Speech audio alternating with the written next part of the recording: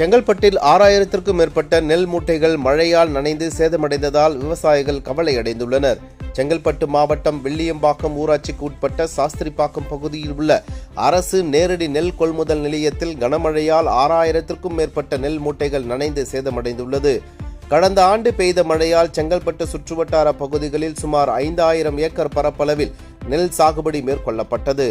நல்ல விளைச்சல் கிடைத்ததால் பெரும்பாலான விவசாயிகள் அரசு நேரடி நெல் கொள்முதல் நிலையங்களை நாடி தங்களது நெல்லை விற்பனை செய்தனர். அரசு சார்பில் மாவட்டம் முழுவதும் 92 நேரடி கொள்முதல் நிலையங்களை அமைக்கப்பட்டு ஆன்லைன் முன்பதிவு மூலம் விவசாயிகளிடமிருந்து நெல் கொள்முதல் செய்யப்பட்டது.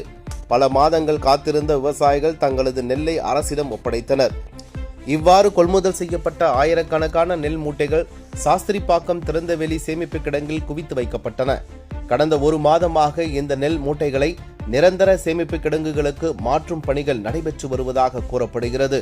இந்த நிலையில் கடந்த 2 நாட்களாக பெய்த தொடர் மழையால் சுமார் 6000க்கும் மேற்பட்ட நெல் மூட்டைகள் மழையில் நனைந்து சேதமடைந்துள்ளதாக விவசாயிகள் குற்றம் சாட்டியுள்ளனர்.